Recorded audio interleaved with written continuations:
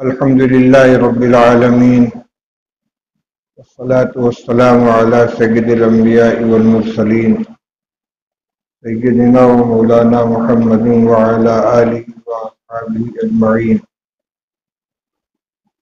أما بعد، وعن عبد الله بن عمرو بن العاص رضي الله تعالى عنه قال قال رسول الله صلى الله عليه وسلم: خصلتان من كانتا فيه كتبه الله شاكرا صابرا: من نظر في دينه إلى من هو فوقه واقتدى به، ونظر في دنياه إلى من هو دونه، وحمد الله على ما فضله الله عليه، كتبه الله شاكرا صابرا. ومن نظر في دينه إلى من هو دونه، ونظر في دنياه إلى من هو فوقه، وأسف على ما فاته منها، لم يكتبه الله شاكرا ولا صابرا. او كما قال رسول الله صلی اللہ علیہ وسلم. بزرگان محترم، عزیزوں اور بھائیوں، جو روایت میں نے ابھی آپ کے سامنے پڑھی ہے، اس سے پہلے بھی مختلف مواقع پر ان کا ترجمہ اور مختصر تشریح پیش کی جا چکی ہے، لیکن حدیث کے مضمون کی اہمیت کی بنا پر اور موجودہ حالات کے پیش نظر ضرورت محسوس ہوئی کہ آج کی مجلس میں پھر اس کا اعادہ کر دیا جائے. حضرت عبداللہ بن عمرو بن عاص رضی اللہ تعالی عنہما،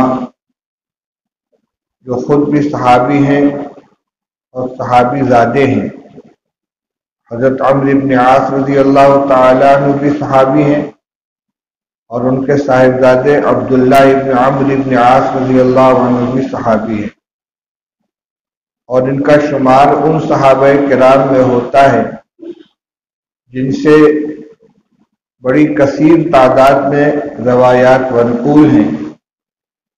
اور اس کی وجہ یہ ہے کہ انہوں نے رسول اللہ صلی اللہ علیہ وسلم کی حیات ہی میں احادیث کو لکھ کر محفوظ کرنے کا اہتمام کیا تھا، اور رسول اللہ صلی اللہ علیہ وسلم سے اس کی اجازت حاصل کر لی تھی.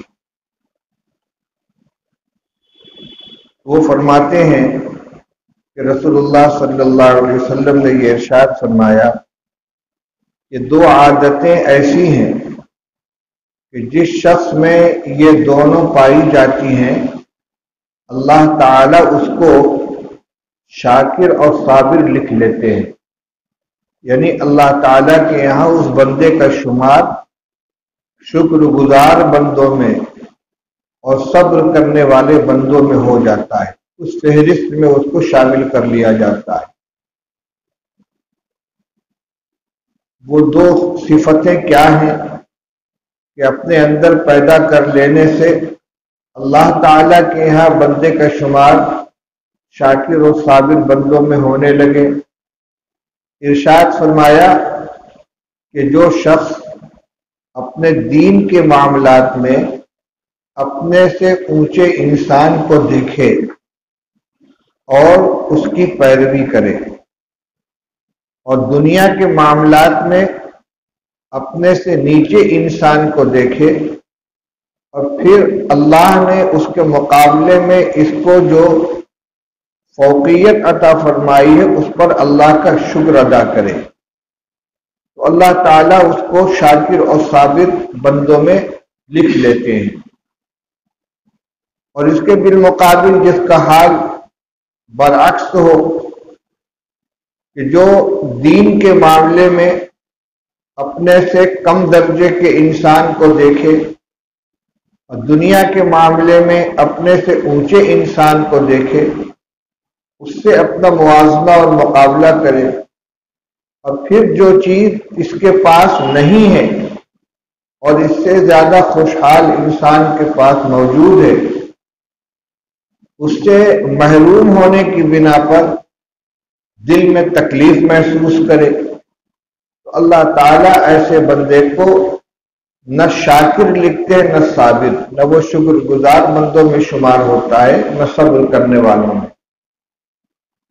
روایت کا مضمون واضح ہے، بہت زیادہ تشریح کا محتاج نہیں۔ پہلی بات تو یہ کہ شکر اور صبر یہ دونوں اللہ کے نزدیک انتہائی پسندیدہ صفات ہیں، اور دونوں پر اللہ کے بڑے وعدے ہیں۔ شکر گزار بندے، اللہ کی نعمتوں کی قدر کرنے والے، دل سے، زبان سے اور اپنے عمل سے اس کا شکر ادا کرنے والے اللہ کے بہت محبوب اور مقبول بندے ہیں، اور اس شکر کی صفت پر دنیا میں بھی اللہ تعالی نوازتے ہیں اور آخرت کے اندر بھی بلند درجات عطا فرماتے ہیں۔ دنیا میں نقد فائدہ تو یہ ہوتا ہے کہ اللہ تعالیٰ نے قرآن پاک میں بڑی تاکید کے ساتھ یہ وعدہ فرمایا ہے کہ لئن شکرتم لأزیدنکم، اگر تم نعمت کا شکر ادا کرو گے تو ہم ضرور تمہاری نعمت میں اضافہ کریں گے، تم کو اور دیں گے۔ جس نعمت پر بندہ اللہ کا شکر ادا کرے، جتنا ملا ہے اتنے پر شکر ادا کرے کہ اللہ تو نے مجھے یہ نعمت عطا فرمائی، تیرا احسان ہے، میں تیرا شکر گزار ہوں۔ تو اللہ تعالیٰ کا وعدہ ہے کہ میں اور دوں گا، بہت تاکید کے صیغے کے ساتھ، ضرور بھی ضرور اس کو اور دوں گا۔ اور اس کے مقابلے میں فرمایا وَلَئِن كَفَرْتُمْ إِنَّ عَذَابِي لَشَدِيدٌ، اور اگر تم ناشکری کرو گے تو میری سزا بہت سخت ہے۔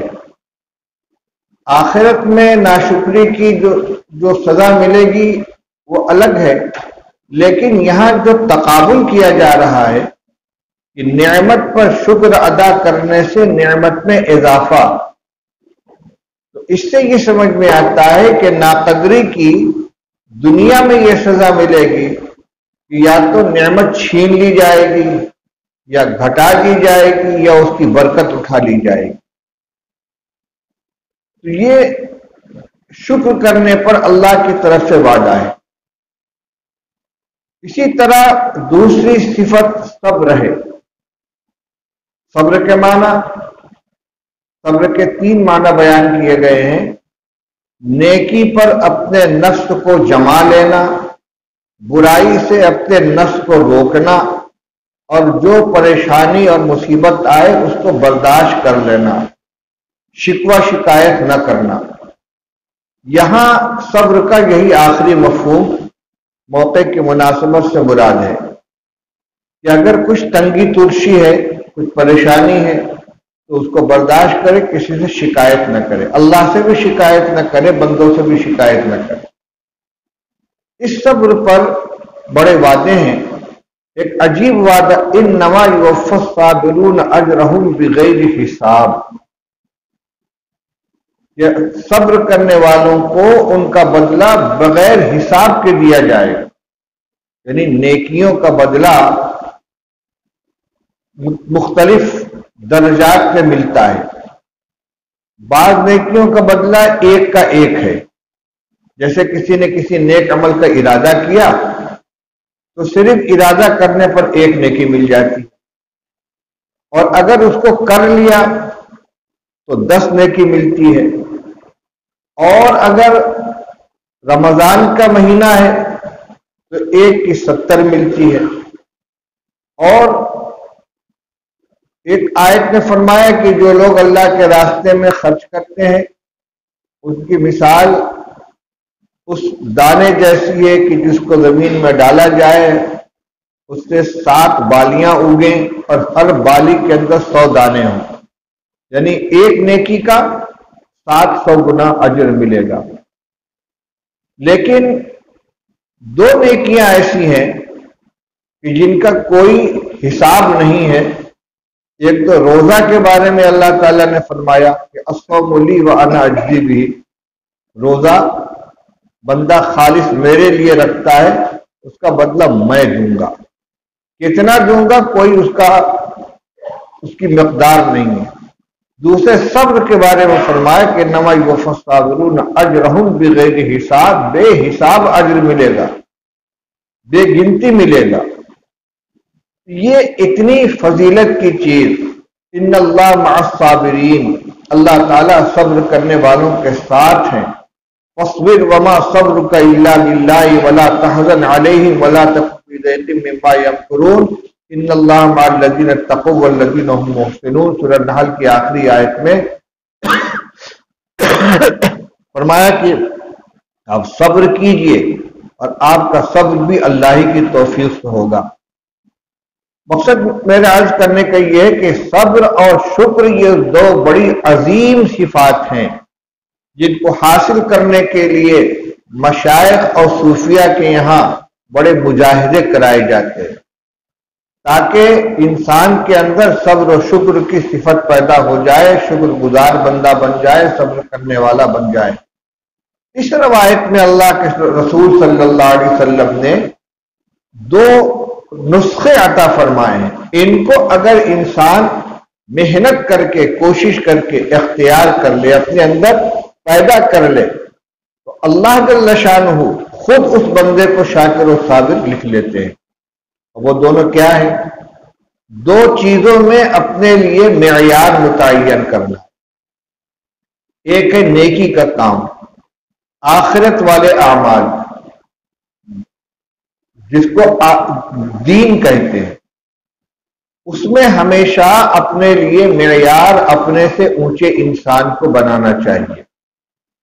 نیکی کے ہر عمل میں، چاہے وہ عبادات ہوں، چاہے وہ انفاق فی سبیل اللہ، اللہ کے راستے میں خرچ کرنا ہو، یا وہ صفات حمیدہ جو اللہ کو پسند ہیں، توکل ہے، قناعت ہے، ایثار ہے، تواضع ہے، غریبوں کا تعاون ہے، مختلف چیزیں، جو چیزیں اللہ کو پسند ہیں، جو صفات اللہ کو پسند ہے، ان صفات کو اختیار کرنا یہ دین ہے. تو ہر ایسے عمل میں کہ جس کو دینداری کہا جاتا ہے، اس میں انسان اپنے سے زیادہ دیندار انسان سے ہمیشہ اپنا موازنہ کرے اور کوشش کرے کہ خود کو بھی اس جیسا بنائے. اگر اس سے نیچے کی سطح پر ہے تو اس کی سطح تک پہنچنے کی کوشش کرے. یہ تو ہوا دینداری کے سلسلے میں. دو کام، نظر فی دین ہی الی من و فوقہ، دین کے معاملے میں اپنے سے اونچے انسان کو دیکھے، واقتداء بھی، صرف دیکھنا نہیں، تعریف کر دینا نہیں کہ بڑا اچھا آدمی ہے، ماشاءاللہ بہت نیک آدمی، نہیں، واقتداء بھی، کوشش کر کے اس جیسا بنے.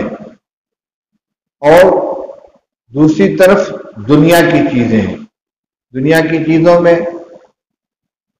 روپیہ پیسہ ہے، کاروبار ہے، اسباب معیشت، رہائشی مکان ہے، سواری ہے، زندگی گزارنے کا جو اسٹیٹس ہوتا ہے، معیار ہوتا ہے، معیار زندگی جس کو کہتے ہیں، اسباب ضرورت ہیں.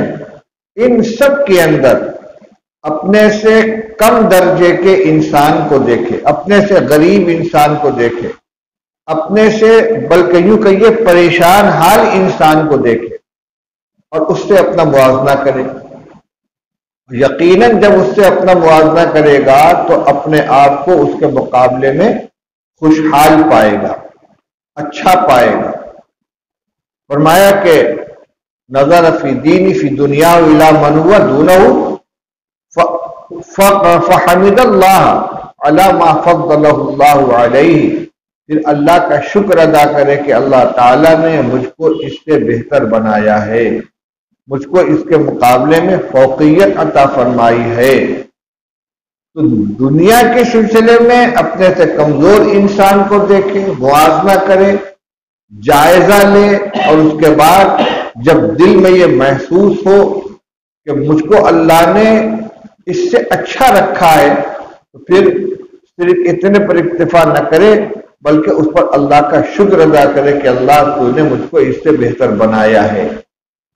جس میں یہ دو چیزیں ہوں گی، دین کے معاملے میں معیار اپنے سے اونچے انسان کو بنا کر اس کی پیروی کرنے کی کوشش کرے، دنیا کی چیزوں میں اپنے سے کمزور انسان سے موازنہ کرے، اور جو اللہ نے اس کے مقابلے میں برتری عطا فرمائی ہے اس پر اللہ کا شکر ادا کرے تو اللہ تعالیٰ اس کو شاکر و صابر لکھ لیتے ہیں۔ اب اس کے بالمقابل جو معیار الٹ دے اگر کوئی تو اس کا کیا حشر ہوگا؟ فرمایا کہ جو شخص دین کے سلسلے میں اپنے سے نیچے انسان کو دیکھے اور دنیا کے سلسلے میں اپنے سے اونچے انسان کو دیکھے، پھر جو چیز اس کے پاس نہیں ہے اس پر اس کو تکلیف کا احساس ہو، افسوس ہو کہ مجھے فلاں چیز نہیں ملی اور فلاں کے پاس ہے، تو اللہ تعالیٰ کے یہاں نہ وہ شاکر ہوگا نہ صابر ہوگا، اور جو شاکر نہیں ہوگا وہ ناشکرا ہوگا، جو صابر نہیں ہوگا وہ بے صبرا ہوگا۔ جیسے شکر پسندیدہ صفت ہے تو ناشکری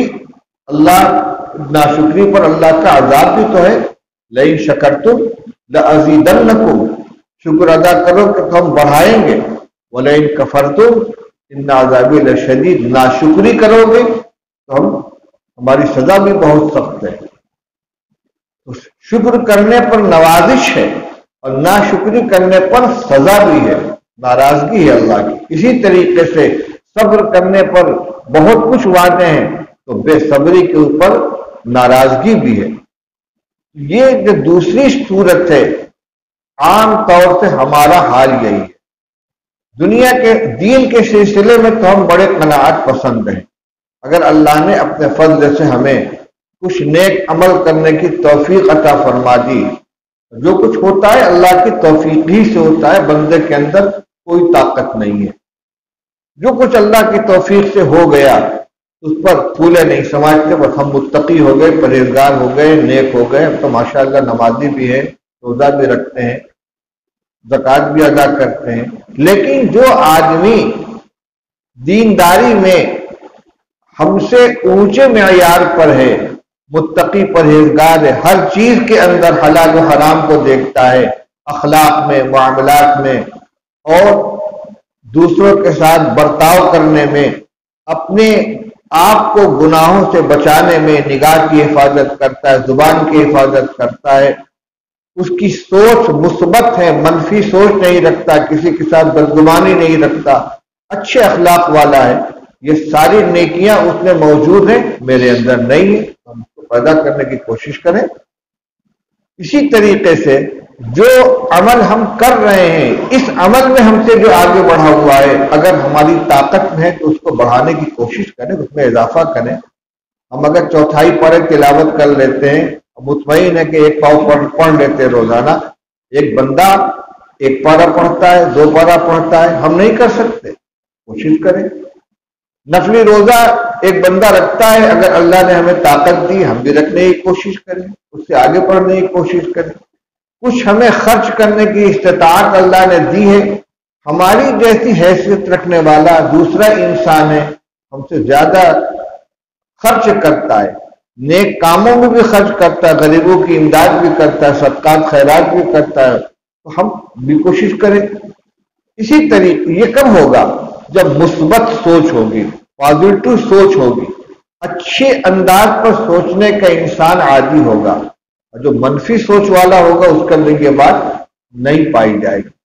اس معیار کو اپنانے کی کوشش کریں، اور اس سے زیادہ جو چیز تکلیف دہ ہے وہ یہ ہے کہ جب کاروبار کا مندہ ہوتا ہے یا کوئی عمومی پریشانی آ جاتی ہے، جیسے آج کل لاک ڈاؤن کی وجہ سے بہت سے لوگوں کے کاروبار بند ہو گئے ہیں، دکانیں بند ہو گئی ہیں، جس کو دیکھو اس کی زبان پر شکوہ ہی ہے، کام نہیں چل رہا ہے، مارکیٹ ٹھپ ہو گئی ہے، پیسہ نہیں آ رہا ہے۔ مناسب یہ ہے کہ ان حالات کے اندر اپنے سے زیادہ پریشان حال لوگوں کو دیکھیں، اللہ نے ہم کو جس معیار پہ رکھا ہے کہ ہمارے پڑوسیوں میں، ہمارے رشتہ داروں میں، ہمارے جاننے والوں میں کوئی ہم سے بھی زیادہ پریشان ہے؟ اگر ہے تو اللہ کا شکر ادا کرے کہ اللہ نے ان حالات میں بھی ہم کو دونوں وقت کھانے کو روٹی عطا فرمائی، تن چھپانے کے لیے لباس عطا فرمایا ہے، سر چھپانے کے لیے مکان عطا فرمایا ہے۔ یہ بھی اللہ کی نعمت ہے۔ رسول اللہ صلی اللہ علیہ وسلم نے ارشاد فرمایا، من اصبح آمنا فی سربہ معافا فی جسدہ وعنده قوت یومہ فکأنما حیزت لہ الدنیا بحذافیرہا، او کما قال رسول اللہ صلی اللہ علیہ وسلم۔ فرمایا کہ جو آدمی اس حال میں صبح کرے کہ آمنن فی سربہ، اپنے گھر کے اندر اطمینان کے ساتھ ہے، کوئی خوف، دہشت، پریشانی نہیں، وارنٹ نہیں نکلا ہوا ہے، گرفتاری نہیں ہونے والی ہے۔ آمنن فی سربہ، اپنے ٹھکانے پر امن کے ساتھ ہے۔ معافن فی جسدہ، جسمانی اعتبار سے عافیت میں، کوئی قابل ذکر بیماری نہیں ہے، پریشانی نہیں ہے۔ وعندہ قوت یومہ، اور آج کے کھانے کا انتظام اس کے پاس موجود ہے۔ یہ نہیں کہ اتنا ذخیرہ ہے، اتنا بینک بیلنس ہے، اتنا غلے کا اسٹاک ہے، آج کے کھانے کا انتظام موجود ہے، کل بھی اللہ دے گا۔ آج کا کھانا گھر میں موجود ہے۔ تین چیزیں ہوئی، گھر میں اطمینان سے ہے، جسمانی اعتبار سے عافیت میں ہے، آج کے کھانے کا انتظام ہے۔ فرمایا فکأنما حیزت لہ الدنیا بحذافیرہا، تو گویا پوری دنیا سمیٹ کر اس کے قدموں میں ڈال دی گئی ہے۔ گویا پوری دنیا اپنے تمام ساز و سامان کے ساتھ سمیٹ کر اس کے قدموں میں ڈال دی گئی ہے۔ جس کے گھر میں کروڑ روپیہ ہو اور جس کے گھر میں آج کا کھانا ہو، آج کھائے گا تو اتنا ہی، جو رکھا ہوا ہے وہ کل کام آئے گا، کل جب آئے گا تو وہ پھر آج بن جائے گا، کل کا آج ہو جائے گا، اس کے ایک دن بعد جو دن آئے گا وہ آج بن جائے گا۔ تو روز کی روٹی اگر اس کو مل رہی ہے تو وہ اس زمرے کے اندر آ گیا۔ جو مزدور روز کام کرتے ہیں، صبح کو نکلے مزدوری کی اور شام کو مزدوری لے کر آئے، گھر میں بچوں کو کھانا کھلایا، خود کھایا، آرام سے سو گئے۔ جو ٹھیلا لگانے والا دن بھر ٹھیلا چلاتا ہے، شام کو تھوڑی سی بچت ہوئی، گھر جا کے بچوں کو کھلایا، وہ بھی تو کما رہا ہے، خرچ کر رہا ہے۔ اور جو کروڑوں کا کاروبار کر رہے ہیں، ان کا بینک بیلنس ہے، وہ بھی اسی طریقے سے کھا رہے ہیں، کھلا رہے ہیں اپنے بچوں کو۔ تو یہ دیکھیں کہ اتنے کو کے بارے میں رسول اللہ صلی اللہ علیہ وسلم نے ہمیں یہ تعلیم کی ہے۔ ہمارے یہ تصور ہونا چاہیے کہ اتنا اگر ہم کو حاصل ہے کہ ہم اللہ کے فضل سے کوئی قابل ذکر بیماری نہیں ہے، جسم سلامت ہے، کوئی خوف نہیں، دہشت نہیں، خاص طور سے کوئی بے اطمینانی نہیں، اور آج کے کھانے کا انتظام موجود ہے، اور میں گویا ساری دنیا سمیٹ کر اس کے قدموں میں ڈال دی گئی۔ ایک روایت ہے، ایک صحابی کے پاس ایک صاحب اپنی ضرورت کا سوال لے کر آئے، تو انہوں نے فرمایا کہ کیا تمہارے پاس گھر ہے؟ حل لک بیت تاوی، کیا تمہارے پاس گھر ہے جس میں تم سر چھپاتے ہو؟ کہاں؟ کیا تمہارے پاس بیوی موجود ہے، شادی شدہ ہو؟ کہاں؟ فانت من الاغنیاء، تم تو خوشحال لوگوں میں سے ہو۔ اس نے کہا لی خادم، میرے پاس ایک باندی بھی ہے۔ فرمایا فانت من الملوک، تب تو تم بادشاہ ہو۔ ابھی پیسے کا کوئی تذکرہ ہی نہیں ہے، کاروبار کتنا چل رہا ہے، کھیتی کتنی ہے، مکان کتنا ہے، جائیداد کتنی ہے، رہنے کو گھر ہے، گھر چلانے کے لیے بیوی موجود ہے۔ فرمایا تم غنی ہو۔ تم نے کہا ایک خادمہ بھی ہے۔ فرمایا تب تو بادشاہوں میں سے ہو تم۔ میرے بھائی، ہمارا یہ معیار ہونا چاہیے۔ صرف تقریر اس لیے نہیں کی جا رہی کہ ہم بیان کر لیں، آپ سن لیں اور سبحان اللہ کہہ کے اٹھ جائے، نہیں، اب تک یہ معیار بنائیں، ہم اپنی سوچ اسی رخ پہ ڈالیں کہ دین کے معاملے میں ہمیشہ ہماری نگاہ اپنے سے زیادہ دیندار انسانوں پر ہونی چاہیے، ہر چیز میں، عبادات میں، نوافل میں، تسبیحات میں، تلاوت میں، اچھے اخلاق اختیار کرنے میں، پڑوسیوں کے ساتھ حسن سلوک کرنے میں، غریبوں کی مدد کرنے میں، نیک کاموں میں خرچ کرنے میں، جتنی لائن کی نیکیاں ہو سکتی ہیں ہر چیز میں اپنے سے زیادہ دیندار انسان کو دیکھ کر اس کی پیروی کرنے کی کوشش کریں۔ دنیا کی پریشانی جتنی بھی ہو، یقیناً ہم سے زیادہ پریشان حال انسان بھی موجود ہوگا، ہم اس پر نظر ڈالیں۔ اسی لیے تو ہدایت ہے کہ اگر کسی شخص کو مبتلا مصیبت دیکھو تو آہستہ سے یہ دعا پڑھو، الحمدللہ الذی عافانی مما ابتلاک بہ وفضلنی علی کثیر ممن خلق تفضیلا۔ اللہ کا شکر ہے کہ جس نے مجھ کو اس پریشانی سے محفوظ رکھا جس میں تم کو مبتلا کیا ہے۔ سنا کر نہیں، اس سے تکلیف ہوگی اپنے جی میں۔ اس بندے کو اللہ نے جس پریشانی میں مبتلا کیا ہے، اللہ نے مجھ کو اس سے محفوظ رکھا، اس پر اللہ کا شکر ادا کرے۔ وفضلنی علی کثیر ممن خلق تفضیلا، اللہ کا شکر ہے کہ جس نے مجھ کو اس پریشانی سے بچائے رکھا جس میں اس کو تجھ کو مبتلا کیا ہے، مجھے اپنی بہت سی مخلوق پر فوقیت عطا فرمائی ہے۔ ایک قصہ سنا کے بعد ختم کرتا ہوں۔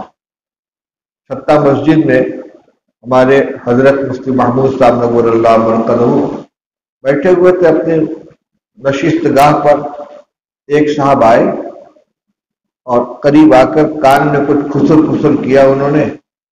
حضرت نے جیب میں ہاتھ ڈالا، کچھ رقم نکال کر ان کے حوالے کر دی، وہ اٹھ کر چلے گئے۔ تھوڑی دیر بعد جب وہ چلے گئے تو ایک صاحب نے کہا، حضرت ان کی یہی عادت ہے، بڑوں کے پاس جائیں گے، جھوٹی پریشانیاں سنائیں گے، حالانکہ اللہ نے ان کو نوازا ہے، ان کو ضرورت نہیں ہے۔ حضرت نے فرمایا، میں جانتا ہوں، میں واقف ہوں، تو پھر آپ نے کیوں دے دیا؟ تو میں نے اللہ کا اس شکرانے میں دے دیا کہ اللہ نے مجھ کو اس کی جگہ اور اس کو میری جگہ نہیں بنایا۔ اللہ کو اس پر قدرت تھی کہ وہ اس کو یہاں بیٹھا دیتا اور مجھ کو سائل بنا کر اس کے پاس بھیجتا اور میں جھوٹا عذر بیان کر کے، پریشانی بیان کر کے اس سے سوال کرتا، لیکن اللہ نے مجھ کو اس سے بچائے رکھا۔ بڑوں کی نگاہ کہاں تک ہوتی ہے؟ صرف اس تصور سے، اس خیال سے کہ اللہ نے مجھ کو ایسا نہیں بنایا، اس شکرانے میں میں نے نکال کر اس کو دے دیا، حالانکہ میں بھی جانتا تھا، میں اس سے کہہ سکتا تھا کہ اللہ کے بندے اس کو ضرورت مند نہیں ہے، تو اس کو تو ضرورت نہیں ہے۔ تو ہمیشہ آدمی کو اس پر نظر رکھنی چاہیے کہ جس حال میں بھی ہم ہیں، اللہ نے بہتوں سے اچھا ہم کو بنایا ہے، کھانے میں، پینے میں، لباس میں، معیار زندگی میں۔ جس کی نگاہ اپنے سے خوشحال لوگوں پر ہوگی ہمیشہ تکلیف میں رہے گا، ہمیشہ تکلیف میں رہے گا، اس کا مکان کو دیکھے گا۔ ترمذی شریف میں ایک روایت تھے، ایک صاحب کہتے ہیں کہ میں اپنے سے خوشحال دوستوں کے ساتھ رہتا تھا، اس کی سواری دیکھتا تھا کہ میری سواری سے اچھی ہے، اس کا لباس دیکھتا تھا کہ میرے لباس سے اچھا ہے، مجھے بڑی تکلیف ہوتی تھی۔ تو میں نے اپنی صحبت بدل دی، مالداروں سے دوستی کرنے کے بجائے غریبوں کے ساتھ اٹھنے بیٹھنے لگا۔ اب تو دیکھتا ہوں میری سواری اس سے اچھی، میرا لباس اس سے اچھا، مجھے نجات مل گئی۔ یہ بڑا اچھا معیار ہے، اس کو اپنانا چاہیے۔ جو لوگ اونچی سوسائٹی میں بیٹھنے اٹھنے کے عادی ہوتے ہیں، ان میں احساس کمتری پیدا ہو جاتا ہے، ہمیشہ اپنے کو دیکھیں کہ بھائی یہ تو اتنے میں ہے، میں اتنے میں ہوں، اس کی گاڑی ایسی، میری گاڑی ایسی، اس کا کپڑا ایسا ہے، میرا کپڑا ایسا ہے۔ کیوں اپنے سے اونچی سوسائٹی میں بن کر اپنے کو نیچا دکھلا رہے ہو؟ لمبے قد والے کے بغل میں کھڑے ہو تو ناٹے نظر آؤ گے، اور ناٹے کے بغل میں کھڑے ہو تو لمبے نظر آؤ گے۔ کیوں موازنہ کر رہے ہو اونچے خوشحال لوگوں سے؟ برابر والوں کے ساتھ رہو، اور زیادہ اچھا ہے کہ اپنے سے کمزور سے اپنا موازنہ کرو۔ تو یہ معیار ہمارا ہونا چاہیے جو حضور نے فرمایا کہ جو شخص دین کے معاملے میں اپنے سے زیادہ خوشحال انسان سے اپنا موازنہ کرے، اور اس پر شکر ادا کرے، دنیا کے معاملے میں اپنے سے کمزور انسان سے اپنا موازنہ کرے اور پھر اللہ کا شکر ادا کرے کہ اس نے مجھ کو اس سے اچھا بنایا ہے، وہ اللہ کے نزدیک شاکر و صابر ہے۔ اور جو دنیا دین کے معاملے میں اپنے سے نیچے انسان کو دیکھے اور دنیا کے معاملے میں اپنے سے اونچے انسان کو دیکھے، پھر جو کچھ نہیں ملا اس پر اس کو تکلیف کا احساس ہو، نہ وہ شاکر ہوگا، نہ صابر ہوگا، نہ شکر گزار ہوگا، نہ صبر کرنے والا ہوگا۔ اس معیار کو سامنے رکھیں۔ اللہ تعالی ہمیں عمل کرنے کی توفیق عطا فرمائے۔ ایک اعلان سن لیں، یہاں جمعہ کے دن عشاء کے بعد مولانا محمد قاسم صاحب قرآن پاک کا ترجمہ سناتے تھے۔ یہ لاک ڈاؤن کی وجہ سے یہ سلسلہ موقوف ہو گیا تھا، آج سے مسجد کے اندر سلسلہ پھر شروع کیا جا رہا ہے۔ تھوڑا سا وقت فارغ کر کے اس میں شریک ہو جانا چاہیے۔ قرآن اللہ نے ہمارے لیے نازل فرمایا، اس کی تعلیمات کیا ہے، اس میں کیا فرمایا گیا ہے، ہم اس کو جانیں، سیکھیں، اور ایک عالم کی زبان سے سنیں گے تو اس کی تشریح بھی آئے گی، اس کا موقع محل بھی ہم کو سمجھ میں آئے گا۔ تو عشاء کی نماز جمعہ کے دن یہی پڑھ لیا کریں اور تھوڑی دیر درس قرآن میں شریک ہو جایا کریں، برکت بھی حاصل ہوگی اور انشاءاللہ ایمانی نفع بھی ہوگا۔ وآخر دعوانا الحمدللہ رب العالمین۔